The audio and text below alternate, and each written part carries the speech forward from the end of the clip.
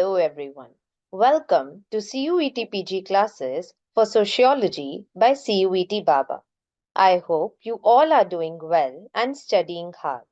Today we are going to look at the lecture on basic concepts, which is part of a module 1, Basic Concepts in Sociology. Before starting with the lecture, I would request you all to please keep a pen and a notebook with you so that you can make notes, which will help you understand the concepts better and also help you in revising later. So, without any further ado, let's begin with this lecture. These are the basic concepts that we'll be covering in this particular lecture. This topic of your CUET-PG examination is a particularly factual one, so I would request you all to please keep making notes simultaneously and preferably please keep making keyword-oriented notes. As and when there will be explanation that will be required and any elaboration of any terminology or definition that will be required, I'll be giving it while reading through the chapters, which is subsets of all these components, right? So let's begin with the lecture. We'll start with society. Now, what is society? We are studying sociology. So, these are the basic concepts which we need to know when we are studying sociology because this is the general terminology that will be used throughout your whole syllabus and throughout the course of study of sociology that you will be undergoing through after clearing the CUET-PG examination as well. So, what is sociology? Basically, sociology is the study of society, right? So, when there is a terminology that is that important in the definition of sociology, we need to know what is a society. Now, according to Morris Ginsburg, a society is a collection of individuals united by certain relations or mode of behavior which mark them off from others who do not enter into these relations or who differ from them in behavior. Ginsburg says that a society is a collection of individuals. That means a single individual cannot make a society. It needs to be a collection of individuals who are united by certain relations. Now, these relations can be of cooperation, adjustment, conflict, love, hate, right? Or mode of behavior through their statuses, right? So, for example, a doctor, a lawyer, a teacher, a student, etc., which mark them off from others who do not enter into these relations. So, for example, it's only in India that we call the grandfather as Dadaji and grandmother as Dadiji, particularly in North India. Now, these are the certain relations and mode of behavior that are particular to Indian society, right? That is why it's one society. And these certain relations and mode of behavior are unique to that particular society or that particular collection of individuals, right? And that is why it will form a society. So, what is a society? A society is a collection of individuals united by certain relations or mode of behaviors which mark them off from others, makes them unique. And why and how do they make them unique? Because the people who are not who do not share these certain relations and mode of behavior are not part of that particular society, right? Now, this does not have to say that there aren't relations which are universal in nature, right? So, there are relations which will be present in all the societies or mostly all the societies, and that is also okay. But to say that this is one society and this is another, there will be certain characteristics that are unique to those particular societies. Now, this is the definition that has been given of society by different sociologists. Now, one thing that you need to remember when we are covering this particular component of your exam is that this is a very factual topic, right? You will have to remember what all the sociologists had to say about these particular concepts because this is how CUET PG is going to ask you in examination. It can ask you what is the definition of society given by Giddings and then give you four options and you might have to select. Or it might give you the definition and ask you which of the following sociologists gave that particular definition. Right? So definitions are very, very important from this particular component of your CUET PG examination. So please keep them in mind. And one suggestion while trying to remember the definitions is, please do not try to remember the whole of the definitions, because throughout your syllabus you are going to refer and you are going to come in contact with a lot of definitions about a lot of important topics that you will be covering in your syllabus, right? So it won't be possible for you to remember each one of them. So then what you should do is that for every topic, whenever you come across definitions from different and important sociologists, what you need to do is you need to write the name of that sociologist, and you need to write one or two keywords that is there in the particular definition that you're referring to. So for example, if we look at the definition of society given by GDM Cole, he says that society is complex of organized associations and institutions within a community, right? So now what is that one keyword that you can use is associations and institutions, because as you will see in other definitions that are given here, associations and institutions is unique to GDM Cole's definition.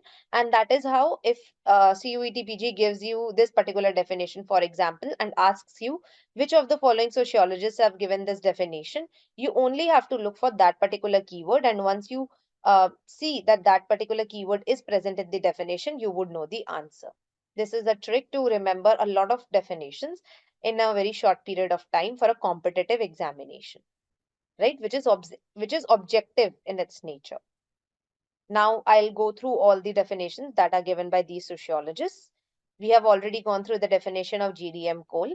Giddings says that society is the union itself, the organization, the sum of formal relations in which associating individuals are bound together.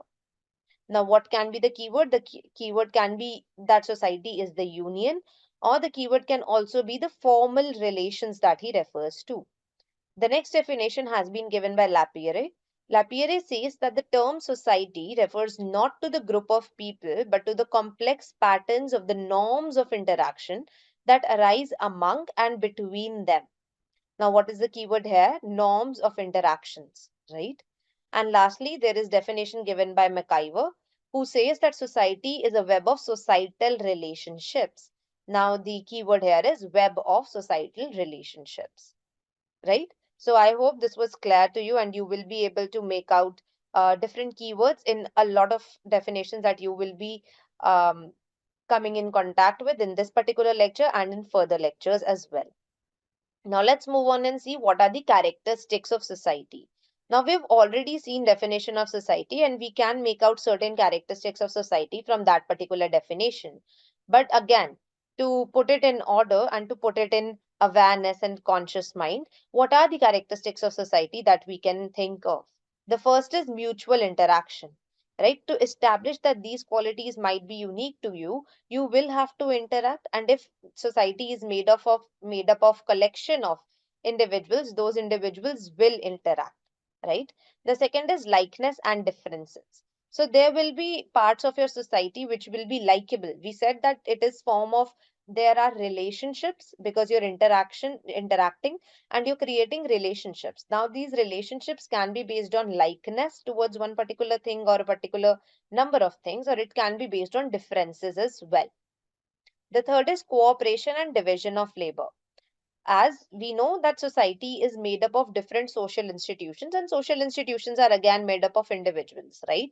So that means that there are the people that are there in the society, they each have their specialized role in the society, and when all of these individuals perform their specialized roles in perfect efficiency, that is when the society can work and can function efficiently, right?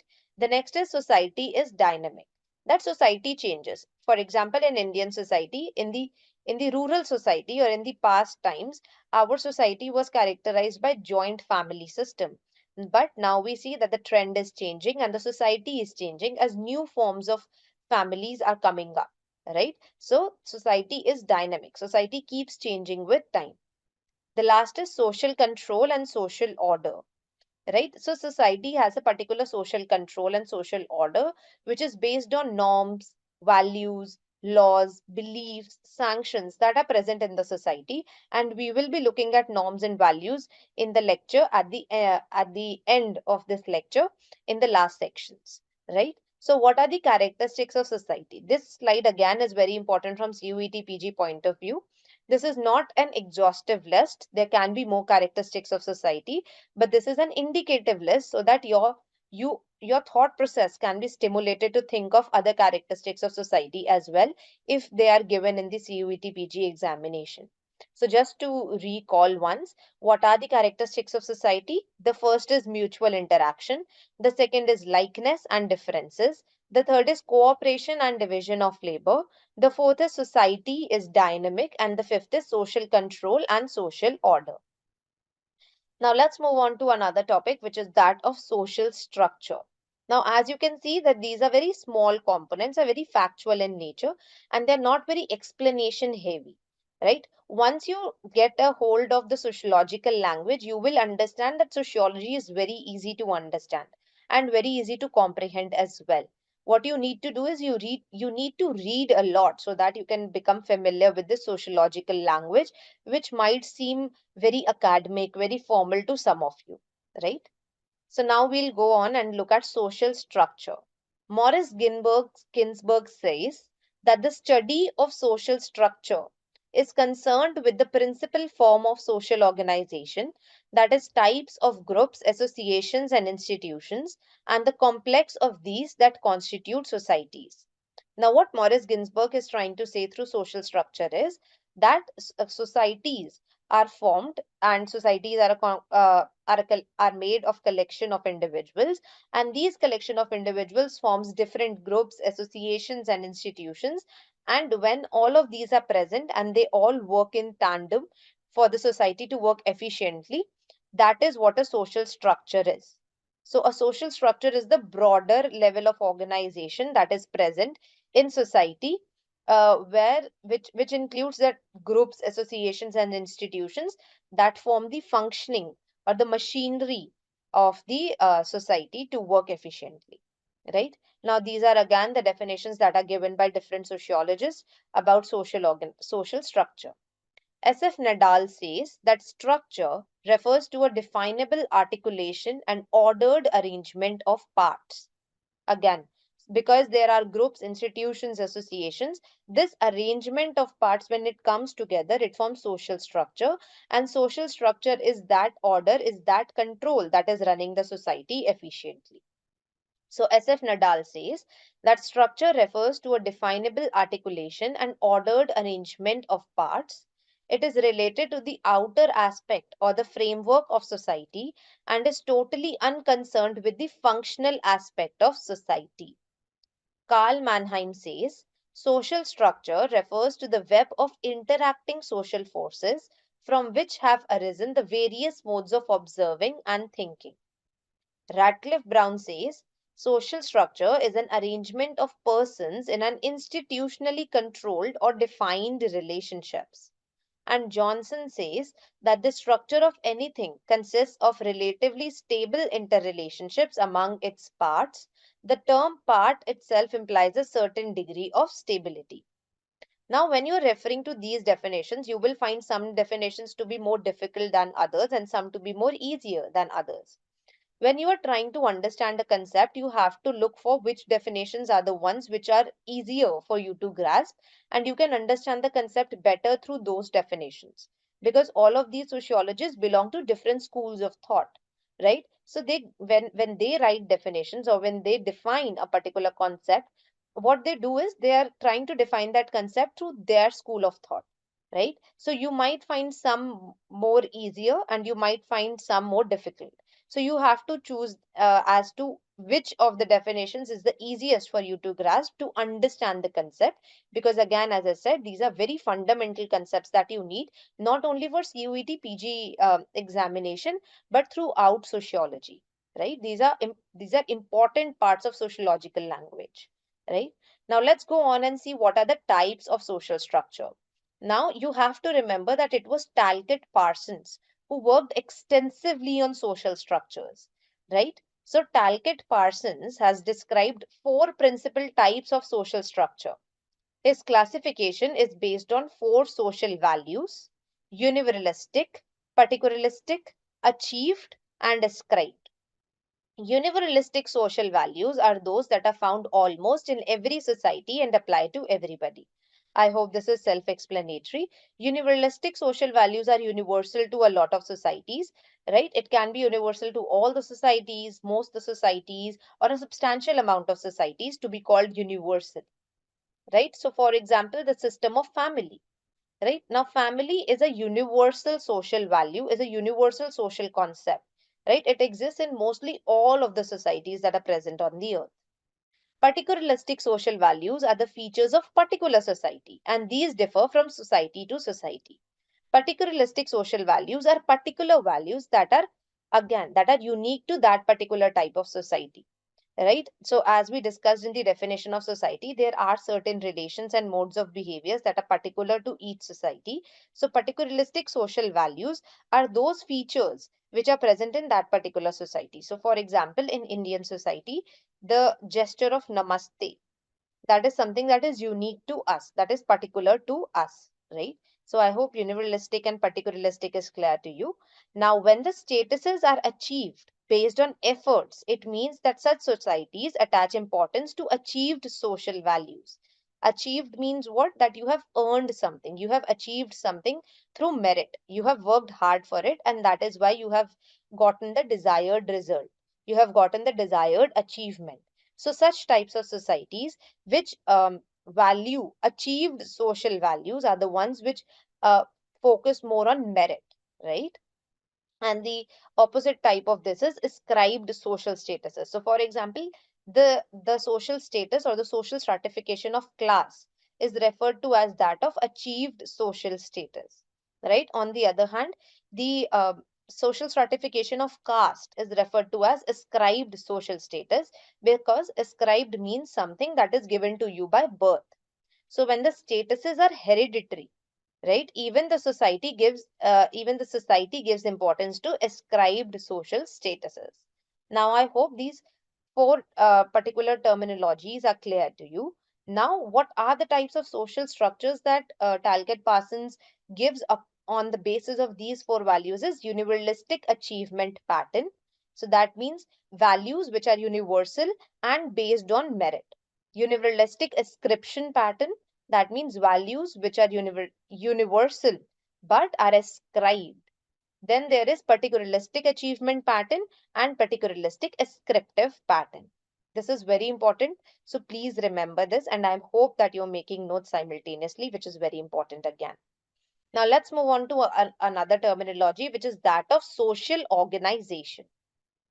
Now, Ogburn and Nimkov says that an organization is an articulation of different parts which perform various functions. It is an active group device for getting something done. So there is a confusion that a lot of students have in between social structure and social organization.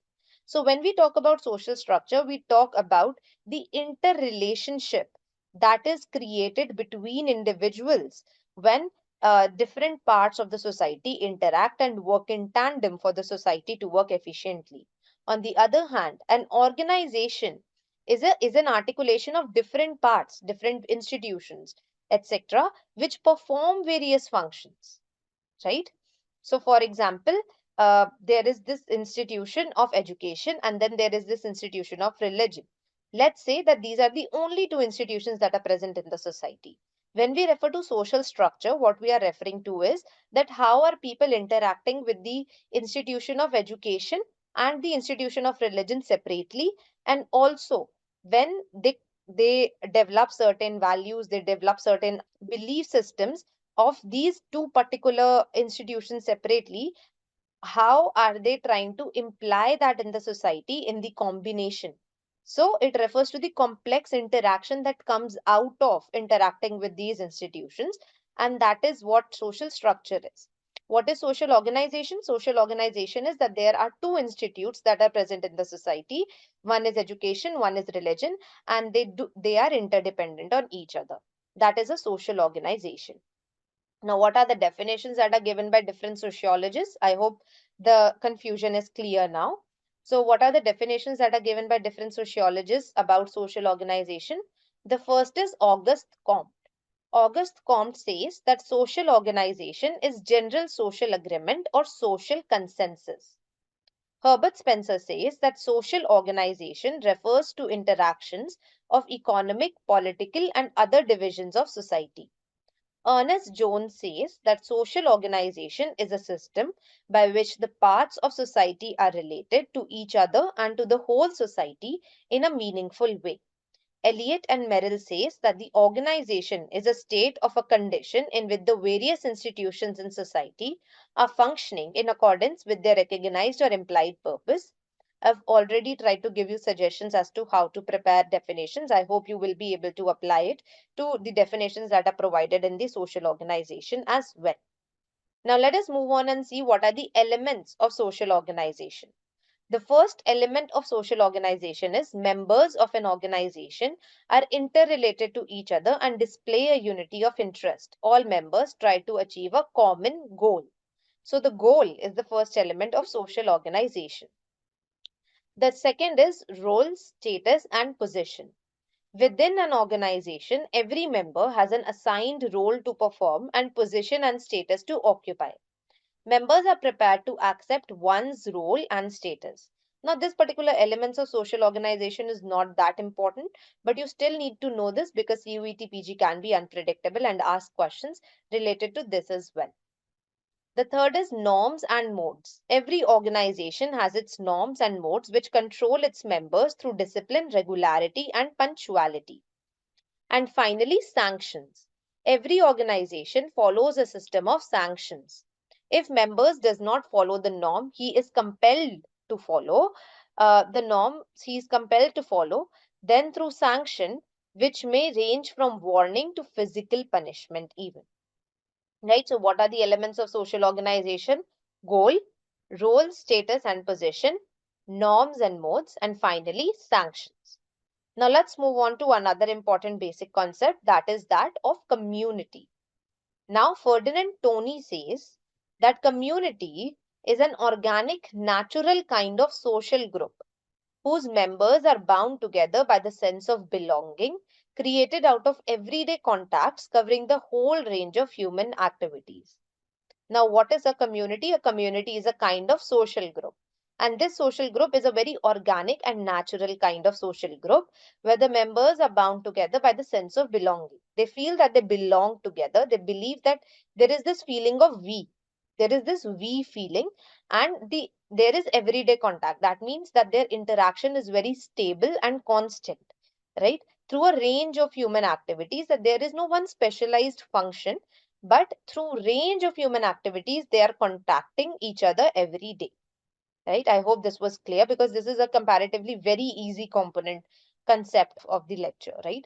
So Kingsley Davis says that community is the smallest territorial group that can embrace all aspects of social life. Karl Mannheim says that any circle of people who live together and belong together in such a way that they do not share this or that particular interest only, but a whole set of interests. I hope it is very clear to you. Now let us see what are the elements of community. Again, elements of community are basically which are given in the definition by Ferdinand and Tony's, right? But let us see what is the elaboration of these elements of community that is given here in this particular slide. Communities may be thought of as collections of people with particular social structure. There are therefore collections that are not communities. Such a notion often equates community with rural or pre-industrial society and may in addition treat urban or industrial society as positively destructive. By the descriptive elaboration of this particular elements of community, you will be able to understand that this is not suited for CUET-PG examination when it is objectively asked, right? So this is something that is there for you to understand the concept better, right? A sense of belonging or community spirit, which we also saw in Tony's definition. All the daily activities of a community, work and non-work, take place within the geographical area. So a geographical area is also very important when we refer to community. Um, it is situated, it is limited to a geographical area which is self-contained. different accounts of community will contain any or all of these additional elements. Right? So I hope the topic of community was also clear to you. As I've said before as well, I would like to re-emphasize again that this is not a very explanation heavy lecture, because you're trying to understand sociological language. So I have used very common and layman language to make you understand these concepts, except the definitions that are given by sociologists, which are important to be read aloud in a way that they have written it. Right? So there are a lot of things that do not need any explanation. So I'm reading through those slides, but I hope it is becoming clear to you. And if you have any questions, you can always ask. Right. So now let's move on to another topic, which is association. Right. So when a group or collection of individuals organize themselves expressively for the purpose of pursuing certain of its interests together on an cooperative pursuit, an association is said to be born. So what do we mean by this? When we were referring to community, we were saying that there is no one particular goal, there is no one particular purpose, but they are interacting on a daily basis for work and non-work things, right? In a particular geographical area. When we are referring to association, we are saying that this collection of individual is organized to pursue certain goal or goals, right? Through cooperation by the people who are part of this association, right? So Morris Ginsburg says that an association is a group of social beings related to one another by the fact that they possess or have instituted in common an organization with a view to securing a specific end or specific ends, right? They form an association to achieve something, right? McIver says that an organization deliberately formed for the collective pursuit of some interest or a set of interests which its members share. That is an association. Now, what are the characteristics of associations? The first is common interests, because it is formed for achieving particular goal or particular goals, right? The second is cooperative spirit. When a collection of individuals has to achieve a particular goal or particular goals, they have to work in cooperation to reach that particular goal. The next is organization. They set themselves in a way where there are certain norms, unwritten laws, etc., etc., which allows them to organize themselves, to keep them in order, to control them as well. And the last is regulation of relations, which is very related to the point of organization, where we say that these relations are formal. They are happening because there is something that needs to be done, there is something that needs to be achieved, right? So the characteristics of association are common interests, cooperative spirit, organization, regulation of relations. Again, this is a very important slide from CUETPG point of view. They can ask you what are the characteristics of association, and a lot of students again get confused between community and association, which I think you are not, because I have tried to clear that confusion in the first slide of association only. And again, this list is not exhaustive, but this is indicative to stimulate your thought process to think what other characteristics of association can be there, and you will be able to identify them in the CUET PG examination. Now let's move on towards the end of this lecture and try to understand what are norms, right? H.M. Johnson says that a norm is an abstract pattern held in the mind that sets certain limits for behavior. So what is norm? A norm is an unwritten law, right? That it is something that you know needs to be done in this way, and if it will not be done in that way, you might have to face consequences, right? So it is certain limits for behavior, right? So no one says that you cannot slap a person whenever you want, but it is an unwritten law. It is a norm that you cannot slap anyone. No one says that you have to touch the feet of the elder when you go to a family function, or you meet anyone who's elderly to you. But as part of Indian society, that is something that is a norm. It is an unwritten law.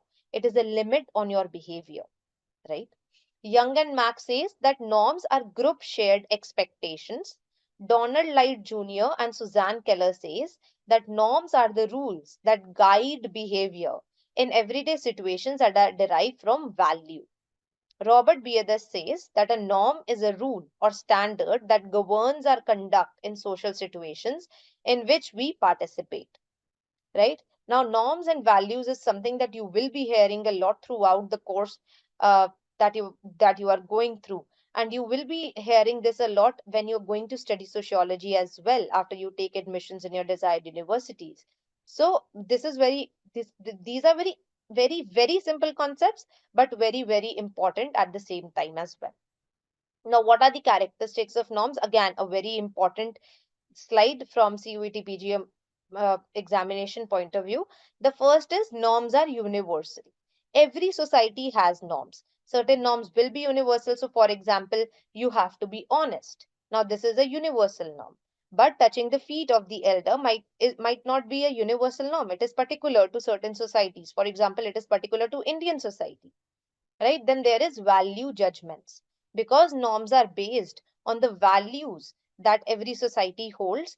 That is why they are based on value judgments. It is not something that is external to you, it is something that comes from within you, it is intrinsic to you, right? And it is not always obeyed by all, right? That is something that I already said, that you might not be obeying them, but when you're not obeying them, there are certain consequences that you might have to face, right? The extreme of which will be that the society might boycott you in total. According to H.M. Johnson, a social norm would state who is expected by whom to do what or refrain from doing what and in what circumstances. I think the last definition I included because it is very easy for you to then understand what are social norms. And I hope that you're clear about what is norms. Now let's move on to the last particular concept that we are covering in this lecture, which is that of values. Social values are the beliefs, attitudes, and opinions about what is important both to us and to the society as whole. A value, therefore, is a belief about the way something should be, right? Social values can be characterized according to their source, which can be materialistic or idealistic, positive or negative, dominant or variant, innate or acquired, or a number of other categories. So you do not have to go into the details of different categories that are given about social values, but you need to know what is social values, the general definition of social values, which is that social values are beliefs, attitudes, and opinions, right? And they are personal and they are societal as well, right? So a value, therefore, is a belief, is a guiding light towards what is right and what is wrong about the way something should be in the society. And I think by this definition you will be able to understand why social norms are derived from social values. So social values are at the core of the society, for an individual and for the collective good as well. Now, these are the definitions that are given by different sociologists for social values. The first one is by H.M. Johnson. Values are general standards and may be regarded as high order norms. Young and Mack says that values are assumptions, largely unconscious of what is right and important. And Michael Haralambos says that a value is a belief that something is good and worthwhile. It defines what is worth having and worth striving for. I hope this is very clear to you because, as I said, these are important concepts, but they are very simple to understand as well. Now, these are the characteristics of value, again, very important from CUET PG examination point of view. The first is that values exist at different levels of generality or abstraction, right? That, like the value of honesty is that of abstraction, but the value of saying namaste is at the value is at the level of generality, right? So it can range from general values to abstract values. Similarly, it can also range from individual values to societal values. Values tend to be hierarchically arranged, again, which are more important, which are less important. There are a lot of categorizations, as we saw in the first slide of the values. There can be a lot of categorizations when we are referring to social values.